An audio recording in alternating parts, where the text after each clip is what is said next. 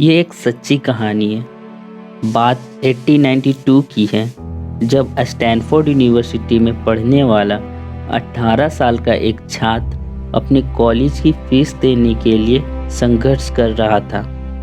वो अनाथ था और उसके पास पैसे के लिए कोई सुविधा नहीं था। एक दिन उसे एक तरकीब सूझी। उसने और उसके दोस्तों ने अपने कॉलेज की फीस के पैसे जुटाने के लिए कॉलेज के कैंपस में एक म्यूजिक कॉन्सर्ट ऑर्गेनाइज करने का फैसला किया। उन दोनों ने कॉन्सर्ट में परफॉर्म करने के लिए महान पियानो आर्टिस्ट इग्निस जे पेड्रिस्की को आमंत्रित किया।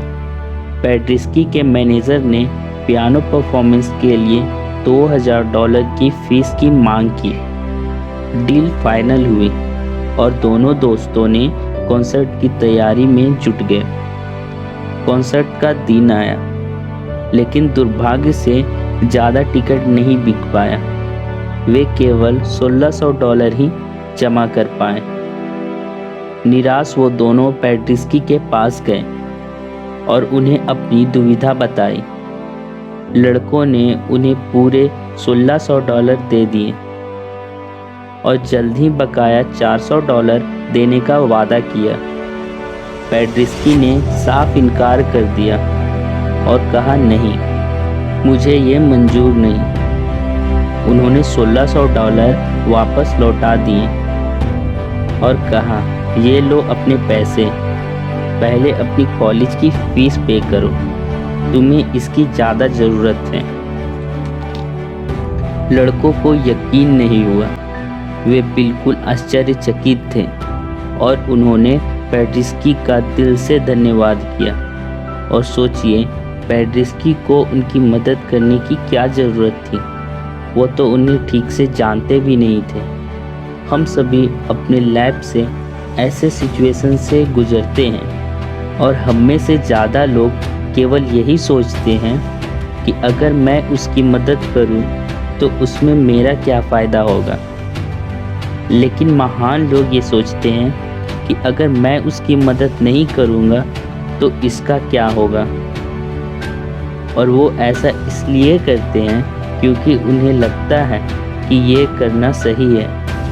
पेड्रिस्की आगे चलकर पोलैंड के राष्ट्रपति बने। वो एक महान नेता थे, लेकिन दुर्भाग्य से जब वर्ल्ड वॉर 1 शुरू हुआ तब पोलैंड तबाह हो गया था।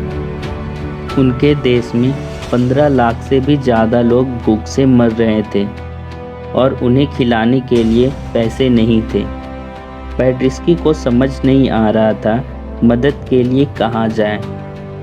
आखिर में उन्होंने US food and relief administration से मदद मांगी और वहाँ के हेड होवार्ड हूवर नामक एक व्यक्ति था, जो बाद में यूएस प्रेसिडेंट भी बना।